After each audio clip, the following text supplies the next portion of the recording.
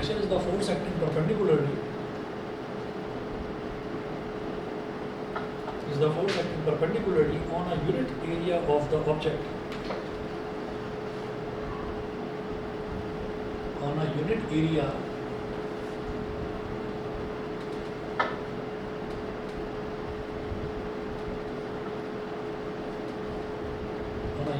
of an object. Formula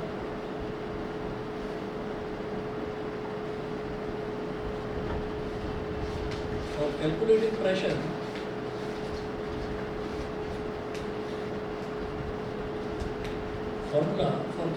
pressure is pressure is equal to force upon area. Force upon area. So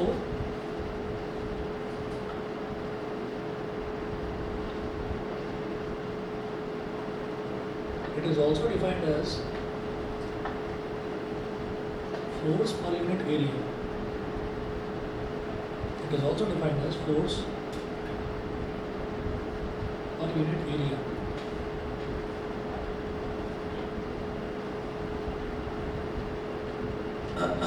Its SI unit is, देखिए force जो है, force की unit क्या होती है Newton, और जो एरिया है, एरिया की यूनिट SI यूनिट क्या होती है मीटर स्क्वायर. तो it's SI unit is Newton पर मीटर स्क्वायर, और पास्कल, PASCAL, शॉर्ट में इसको PA लिख देते हैं. ठीक है, न्यूटन पर मीटर स्क्वायर बोल दो या पास्कल बोल दो, एक ही बात है. न्यूटन पर मीटर स्क्वायर को ही पास्कल भी बोल देते हैं, दोनों एक ही बात है. उसके बाद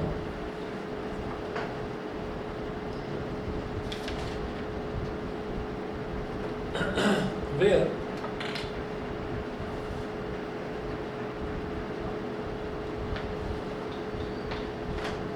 this area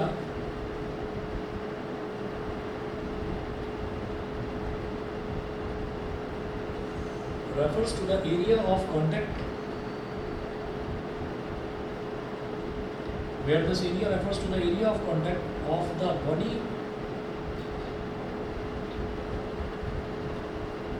and the surface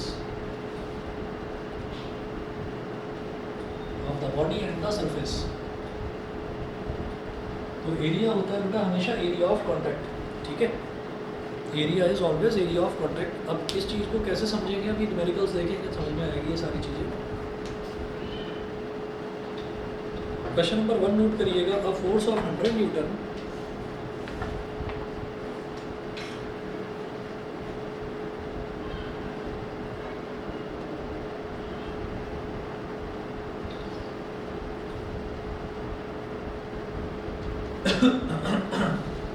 the force of 100 Newton is applied to an object of area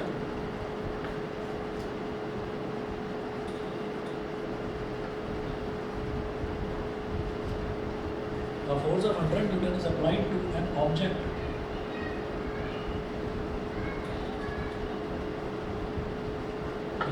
to an object of area 2 meter square. Full stop. Calculate the pressure.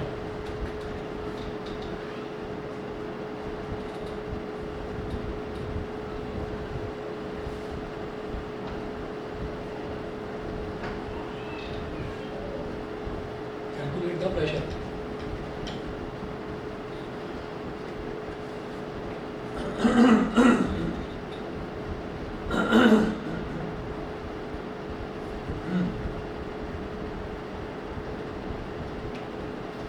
Pressure is equal to क्या हो गया, force upon area. ठीक है, pressure को simply P बोल देते हैं. Force कितना दे रखा है 100 न्यूटन, और एरिया कितना दे रखा है 2 मीटर स्क्वायर.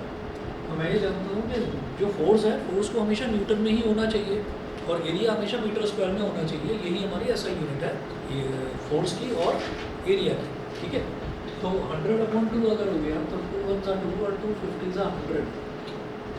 तो the result will be 50 P और सब्सक्रिप्ट में ये यानी कि पास्कल, 50 पास्कल ये हो गया. ठीक है, यहाँ तक बताओगे, क्लियर है? सर न्यूटन मीटर स्क्वायर भी लिख सकते हैं ना? न्यूटन पर मीटर स्क्वायर लिख सकते हो, है ना, वो भी लिख सकते हो और पास्कल भी लिख सकते हो, दोनों एक ही बात है, समझ गए? ठीक, चलिए जी अगला क्वेश्चन नोट करिएगा।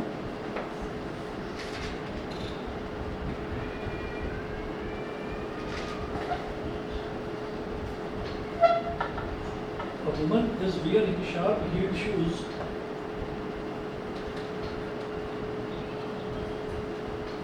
A woman is wearing sharp. A woman is wearing sharp-heeled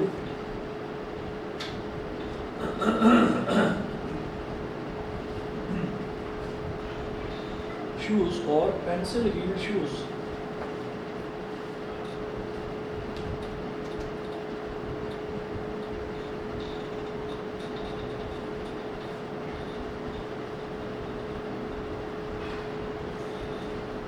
Full stop. If the mass of this woman is 50 kilogram,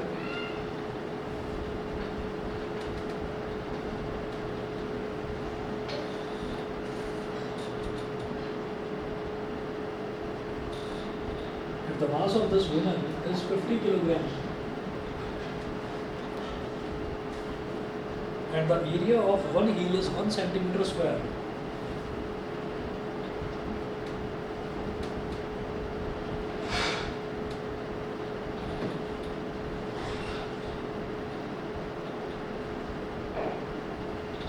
and the area of one heel is 1 centimeter square, comma, calculate the pressure exerted on the ground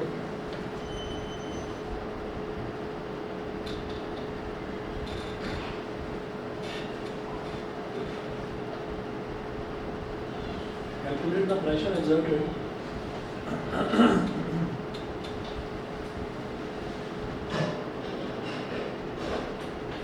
calculate the pressure exerted on the ground when the woman stands on just one heel.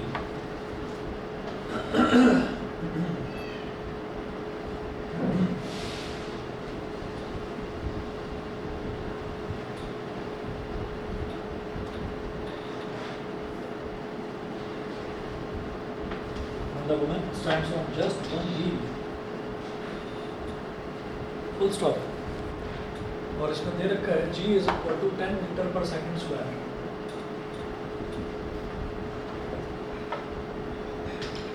G is equal to 10 metre per second square. तो अब इसमें क्या देखना होगा हमको कि a woman is wearing sharp heeled shoes और pencil heeled shoes।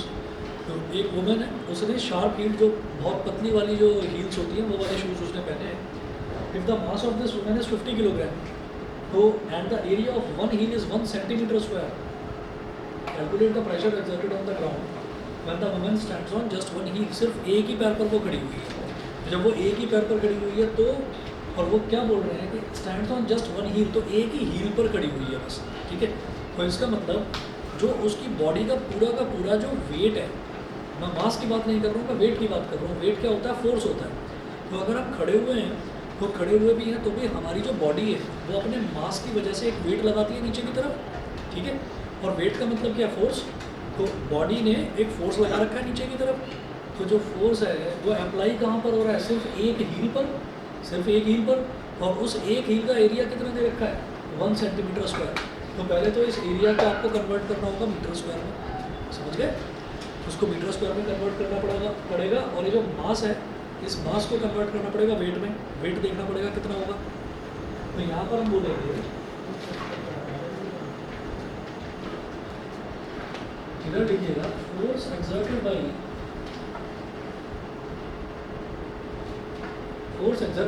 Woman on the ground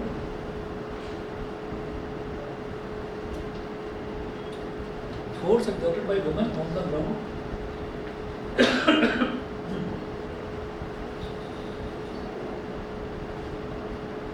force exerted by women on the ground is equal to her own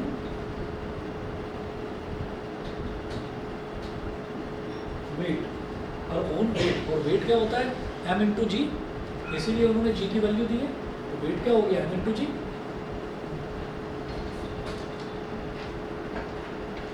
मास कितना है वुमन का? 50 किलोग्राम।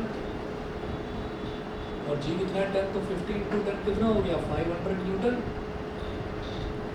500 न्यूटन हो गया। यहाँ तक क्लियर है बेटा? बताइए सूर्यांश और यश, क्लियर है? ठीक है, तो ये तो फोर्स हो गया। उसके बाद एरिया निकालेंगे। एरिया ऑफ वन हील, सिर्फ एक हील का एरिया वो दे रखा है 1 सेंटीमीटर स्क्वायर। इसको मीटर स्क्वायर में कन्वर्ट करना है। तो आगे देखिए कि अगर सेंटीमीटर है और सेंटीमीटर को अगर मीटर में कन्वर्ट करना होता है तो 100 से डिवाइड करते हैं। सेंटीमीटर स्क्वायर को अगर मीटर स्क्वायर में करना होगा तो 100 से 2 बार डिवाइड करेंगे, मतलब डिनोमिनेटर में 2 बार 100 आएगा।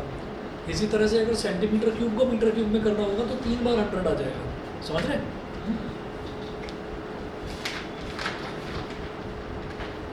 100 into 100 ये हो गया मीटर स्क्वायर। 1/1 2 3 4 तो टोटल 4 जीरो हो गए, तो 1 के आगे 4 जीरो, इतना मीटर स्क्वायर। तो अब ये कहेंगे कि प्रेशर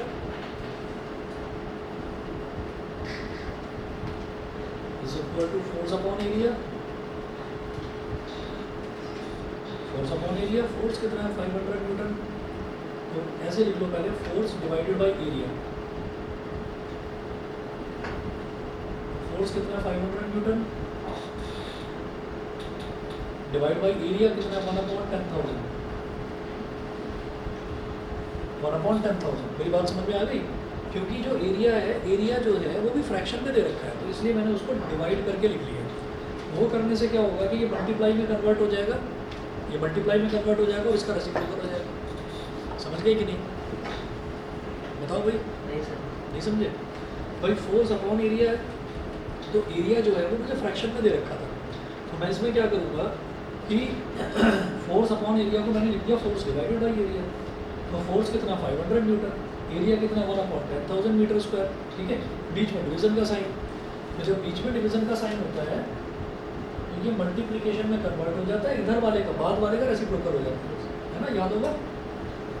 1 2 3 4 ये 4 आ गए जीरो, तो 500 के आगे 1 2 3 4 4 जीरो आ गए, इतना पास्कल, इतना प्रेशर पड़ रहा है। ठीक है, तो अब आप ये देखिएगा कि इसमें से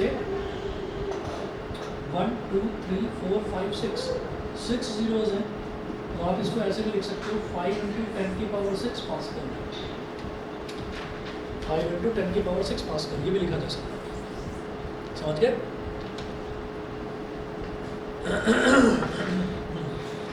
अच्छा, अगला क्वेश्चन देखिएगा, question number 3। A rectangular wooden block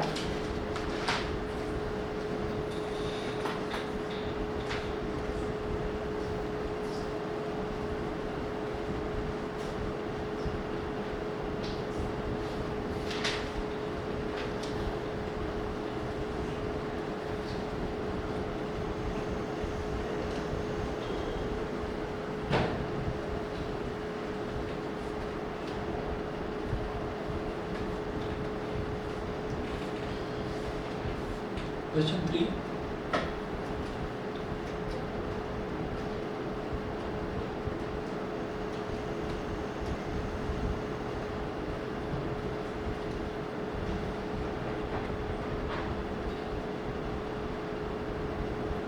A rectangular wooden block has mass of 4 kg.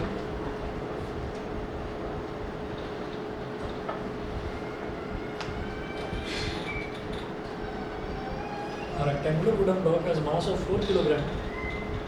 Full stop. The length, breadth and height of this wooden block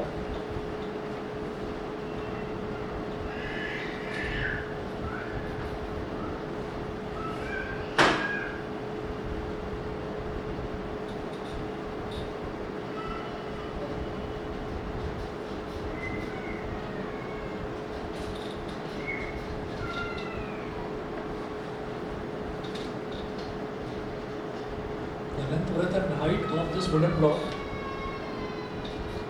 are 50 centimeter, 25 centimeter, are 50 centimeter, 25 centimeter and 10 centimeter respectively. Full stop. Find the pressure on the tabletop. Find the pressure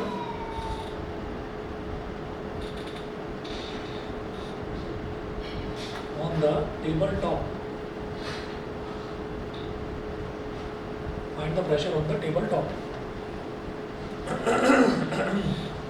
अब इसमें देखिएगा, find the pressure on the table top, ये देने के बाद में फिर इन्होंने ना दो पार्ट्स दिए हैं इस क्वेश्चन के। तो ए पार्ट देखिए, when the wooden block is capped, देखिए ए पार्ट में तो बोल रहे हैं when the wooden block is capped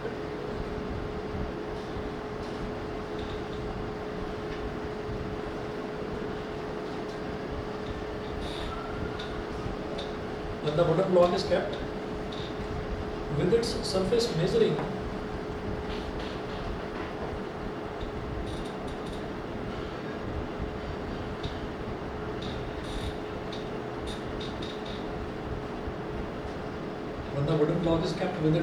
measuring 50 centimeter by 25 centimeter on the table. 50 centimeter by 25 centimeter on the table.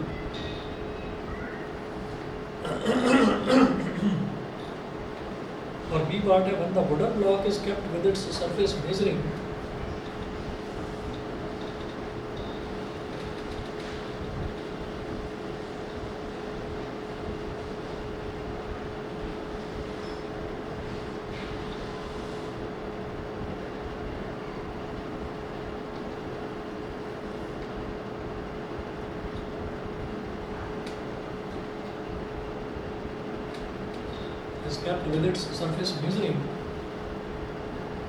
25 centimeter by 10 centimeter on the table.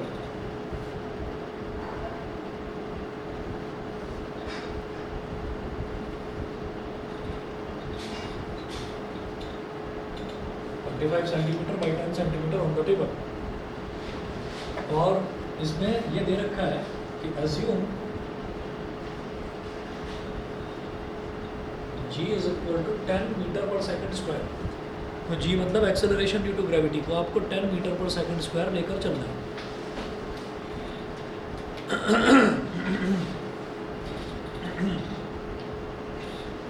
चलिए जी,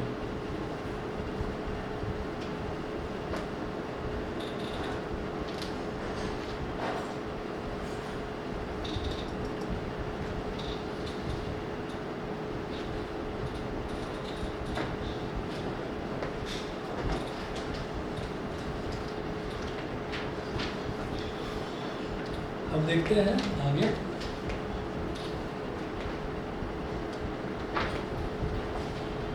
rectangular wooden block है mass of 4 kilogram. एक rectangular wooden block है जिसका mass 4 kilogram दे रखा है। The length, breadth and height of this wooden block are 50 centimetre, 25 centimetre and 10 centimetre respectively. इसकी length, breadth और हाइट ये दे रखी है, ठीक है। तो पहले तो इसको चेंज करो। लेंथ कितना है 50 सेंटीमीटर, मतलब क्या हो गया 50/100, एक जीरो से एक जीरो कैंसिल हो गया, 5/10 मतलब 0.5 मीटर। उसके बाद देखिएगा ब्रेथ, ब्रेथ कितना है 25 सेंटीमीटर, तो 25 सेंटीमीटर का मतलब हो गया 25/100। तो दो जीरो है तो राइट से, न्यूमरेटर की राइट से 2 डिजिट काउंट करो और पॉइंट लगा दो। तो ये क्या हो गया 0.25 मीटर। बताओ भाई, सबको क्लियर है? हाँ। और हाइट कितना दे रखा है, हाइट दिया है 10 सेंटीमीटर, इसका मतलब 10/100। तो एक जीरो से एक जीरो कट गया, 1/10 कितना हो गया 0.1 मीटर। बता दीजिए यहाँ तक क्लियर? ठीक है। तो लेंथ, ब्रेथ और हाइट हो गया। अब वो बोल रहा है find the pressure on the table top, लेकिन ए पार्ट में इन्होंने क्या दिया है ये देखिएगा जरा। ये पार्ट में वो बोल रहे हैं when the wooden block is kept with its surface measuring 50 centimetre by 25 centimetre on the table, ठीक है। तो कोई टेबल है,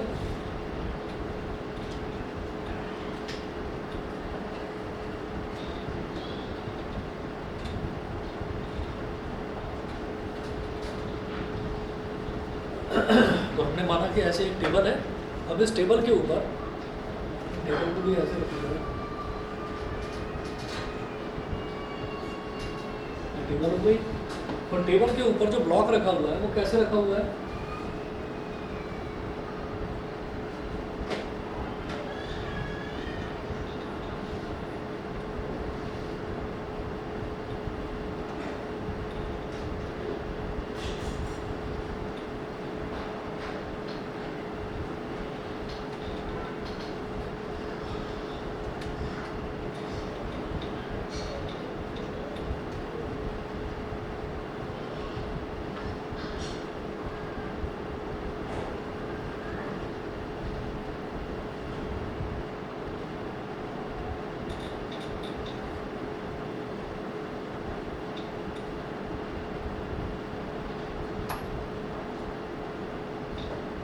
ये ब्लॉक जो है टेबल पर इस तरीके से रखा हुआ है, और क्या बोला है इन्होंने, with it surface measuring 50 centimetre by 25 centimetre on the table.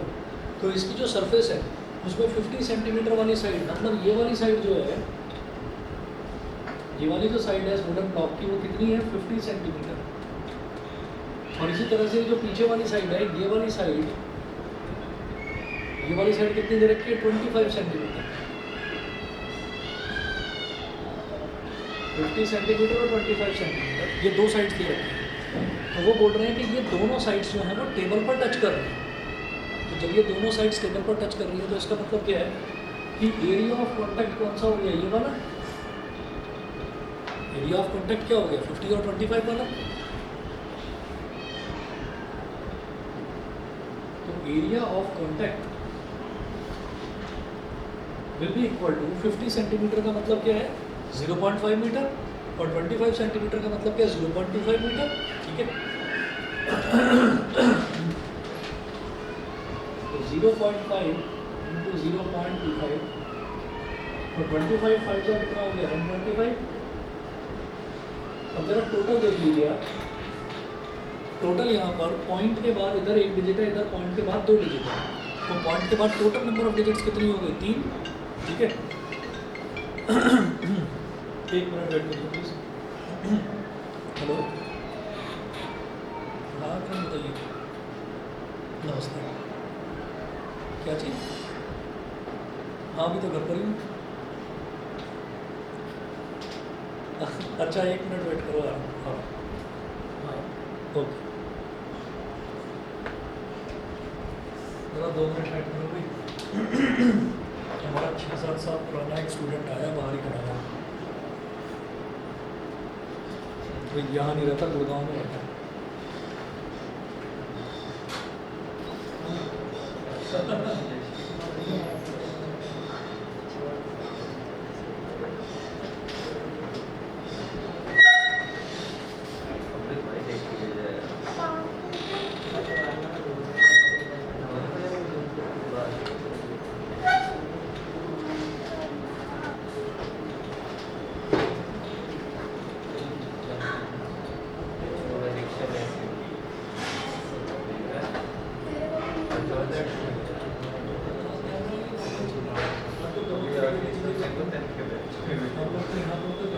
यहाँ पर ऑफलाइन हो गई मजबूरी है, कोरोना के बाद ये ठीक है। अभी कितनी देर तक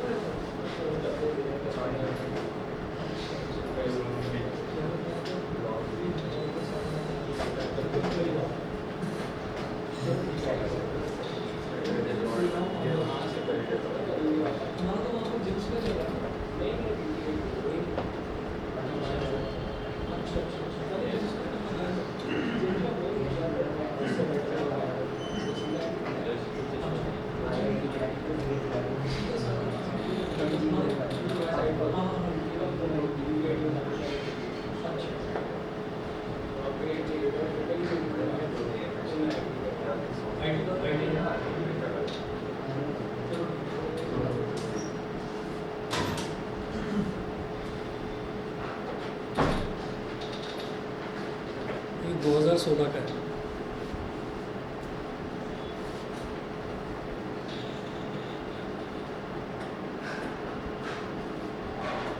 तो मेरे पास 9th में आया था, जैसे आप लोग 9th में है ना, 9th में आया था और फिर 12th तक इसने करा। अभी ये रोहिणी से बीटेक कर रहा है, तो ये लोग शिफ्ट कर रहे हैं, जैसे गुड़गांव चले गए।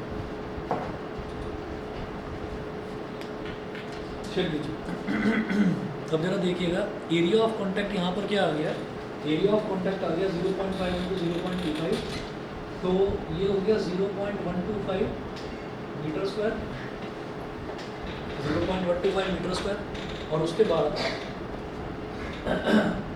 प्रेशर क्या हो जाएगा,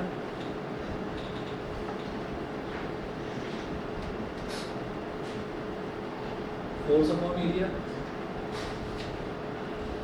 तो फोर्स कितनी होगी, इसका मास दे रखा 4 किलोग्राम और इन्होंने बता दिया कि जी की value 10 metre per second square लेनी है, तो m इंटू जी और अपॉन एरिया 0.125। तो m कितना है, m है 4 और g कितना है 10 अपॉन 0.125। पॉइंट गया तो ऊपर 1 2 3 कितना आ गया।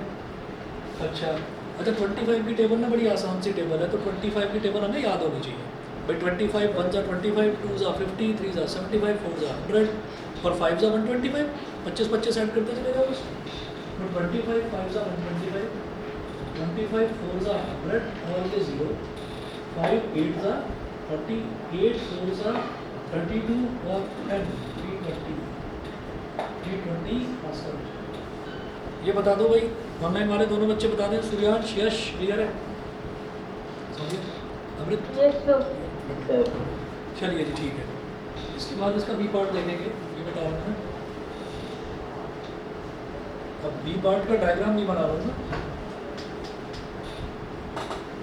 बी पार्ट में आप ये देखिए कि इन्होंने ये बोला है बी पार्ट में कि when the wooden block is kept with its surface measuring 25 centimeters by 10 centimeter on the table, तो इसका मतलब अब जो एरिया ऑफ कॉन्टैक्ट होगा तो ये हो जाएगा 25 सेंटीमीटर और 10 सेंटीमीटर। तो लेंथ और ब्रेथ ये हो गया, और लेंथ और ब्रेथ को मल्टीप्लाई कर देंगे तो एरिया आ जाएगा, ठीक है ना। जो चीज़ टच हो रही है वो वाला लेंथ और ब्रेथ ले लीजिए तो वो एरिया आ जाएगा। मतलब it is just like that कि जैसे मान लो ये बुक है, इस बुक को आपने ऐसे रख दिया तो एरिया, इसको ऐसे टेबल पर रख दिया तो एरिया ऑफ कॉन्टैक्ट कौन सा होगा, ये वाली लेंथ और ये वाली ब्रेथ, लेंथ इंटू ब्रेथ ये वाला एरिया। और या फिर इस बुक को अब आपने ऐसे रख दिया ऐसे, तो तब क्या होगा एरिया ऑफ कॉन्टैक्ट, ये वाली लेंथ और ये इतनी सी जो ब्रेथ है ये जरा सा, तो एरिया जो है हमारा कम होगा एरिया ऑफ कॉन्टैक्ट। ऐसे रखेंगे तो एरिया ऑफ कॉन्टैक्ट ज़्यादा होगा। आगे आने वाले टॉपिक्स में हमें ये भी देखना है कि एरिया ऑफ कॉन्टैक्ट जब ज़्यादा होता है तो प्रेशर कम पड़ता है, और जब एरिया ऑफ कॉन्टैक्ट कम होता है तो प्रेशर ज़्यादा पड़ता है। जैसे आपका जैसे स्कूल बैग है, तो स्कूल बैग के जो ये जो स्ट्रैप्स है ना, ये जो आप टांगते हैं, ये जो स्ट्रैप्स हैं ये थोड़े चौड़े बनाए जाते हैं। तो चौड़े स्ट्रैप्स होने की वजह से अगर बैग में कितना भी वजन हो वो बैग आपको उतना तकलीफ नहीं देगा, मतलब उसका प्रेशर नहीं पड़ेगा आपके कंधों के ऊपर। हाँ, अगर तभी आप क्या करें कि आप वो थोड़े उनके स्ट्रैप का साइज़ जो है, जो विड्थ है उसको थोड़ा कम करो, तो एरिया ऑफ कॉन्टैक्ट क्या होगा, जो टच करेगा यहाँ पर आपके स्किन पर वो कम हो जाएगा। यहाँ पर भी ऐसे भी एरिया ऑफ कॉन्टैक्ट कम हो जाएगा। तो जब एरिया ऑफ कॉन्टैक्ट कम होता है तो प्रेशर बढ़ जाता है। तो प्रेशर बढ़ जाता है, कैसे बढ़ता है, एज पर दिस फॉर्मूला अभी बताता हूँ। बी पार्ट में आप देखिएगा, बी पार्ट में जैसे यहाँ पर एरिया ऑफ कॉन्टैक्ट हमने ये निकाला था,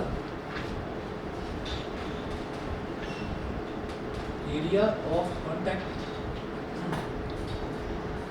contact is equal to 25 centimetre by 10 centimetre by मतलब मल्टीप्लाई बाई, और 25 का मतलब क्या हो गया 0.25 और 10 सेंटीमीटर का मतलब क्या हो गया 0.1, ठीक है। तो 0.25 इंटू 0.1 आपको क्या करना है, सीधे सीधे 25 और 1 को मल्टीप्लाई करिए तो क्या आएगा 25 आ गया। लेकिन यहाँ पर पॉइंट के बाद इधर 2 डिजिट है, इधर पॉइंट के बाद 1 डिजिट है, तो टोटल पॉइंट के बाद कितनी डिजिट हो गई, 3 डिजिट हो गई। तो राइट से 3 डिजिट काउंट करो, 1 2 3, तो तीसरी डिजिट इधर 0 डाल दी मैंने, तो 0.025 मीटर स्क्वायर ये हमारा एरिया ऑफ कॉन्टैक्ट आ गया। फिर बात करते हैं, अब इस केस में प्रेशर निकालते हैं।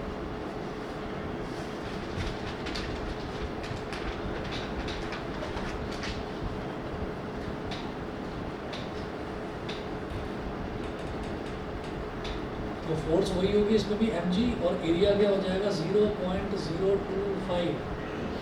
तो m कितना हो गया, मास दे रखा है 4 किलोग्राम और g है 10। तो 4 इंटू 10 समझ गया है ना कि मैं फोर्स की जगह वेट क्यों ले रहा हूँ, क्योंकि वो बॉक्स अपना वजन ही तो एक्सर्ट कर रहा है, बस नीचे अपने वजन के बराबर ही तो फोर्स एक्सर्ट कर रहा है, उसके अलावा तो और कोई फोर्स एक्सर्ट कर ही नहीं जा रही। तो 4 इंटू 10 अपॉन 0.025, ठीक है। पॉइंट गया तो ऊपर 1, मतलब पॉइंट के बाद तो 1 आ गया, और पॉइंट के बाद कितनी डिजिट है 3, तो 3 0 आ गए, नीचे 25 बचा, 25 4 जा 100 और एक 0 आ गया। 40 इंटू 10 400, 400 4 जा कितना हो गया 1600 पास्कल हो गया, ठीक है। ये कम है प्रेशर, इसके कंपैरिजन में कम है या ज़्यादा है, बहुत ज़्यादा है, बहुत ज़्यादा है, लगभग 5 गुना हो गया।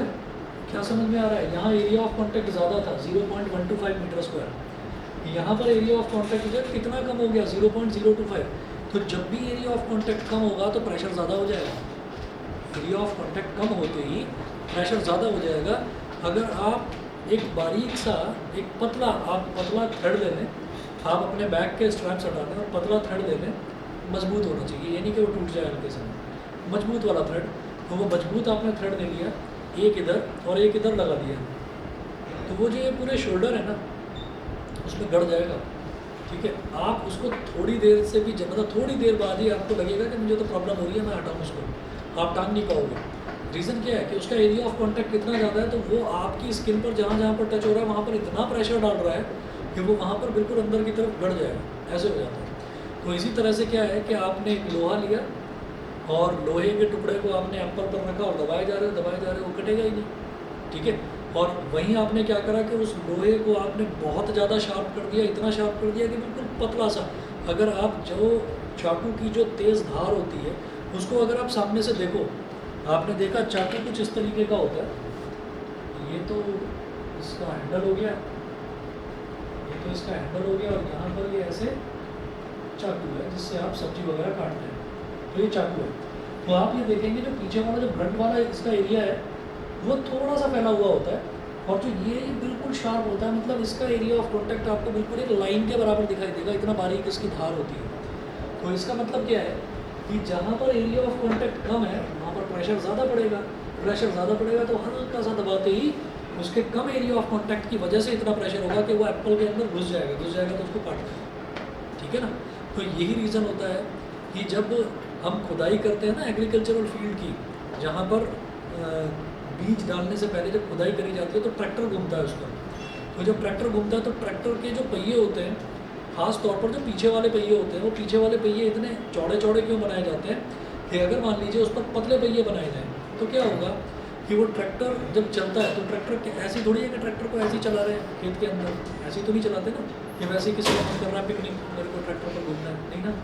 उसके पीछे क्या होता है, उसके पीछे बारीक बारीक स्पेड्स वो लगाए जाते हैं। एक स्पेड क्या हो गया जिसको हम फावड़ा बोलते हैं, ठीक है। तो उससे एक इंसान खुदाई कर रहा है पूरे खेत की तो लगा रहेगा 4-5 दिन तक, और वहीं 1-2 घंटे में काम हो जाता है कि ट्रैक्टर के पीछे मशीन होती है, पूरा का पूरा वो एक सेक्शन होता है, उस सेक्शन के पीछे बहुत सारे फावड़े लगे रहते हैं, ठीक है, जो मतलब शार्प होते हैं, तो वो ज़मीन पर टच करते हैं और जब ट्रैक्टर चलता जाता है तो वो पूरे ज़मीन को खुदाई करता हुआ चला जाता है। ऐसा किस लिए करा जाता है ताकि मिट्टी जो है वो सॉफ्ट हो जाए।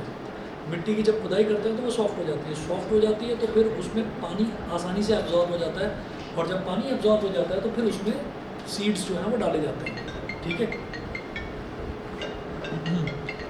तो अब आप ये देखिएगा कि जब उसमें सीड्स डाले जाते हैं तो अब वो साथ साथ क्या करता है, वो खुदाई करता आ रहा है, यानी कि मिट्टी को सॉफ्ट करता आ रहा है।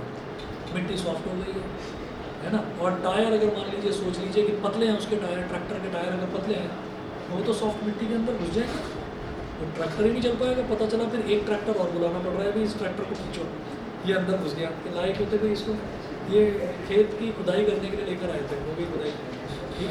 तो इस वजह से जो ट्रैक्टर है उसके जो टायर हैं वो चौड़े रखे जाते हैं। चौड़े टायर होंगे तो प्रेशर बहुत कम पड़ेगा ग्राउंड के ऊपर, और जब प्रेशर कम पड़ेगा तो वो अंदर उसके घुसने के चांसेस होंगे ही नहीं, समझ रहे हैं। तो ये होता है, और मैं मेडिकल देखता हूँ, अगर और ज़रूरत है तो करवाता हूँ उसको।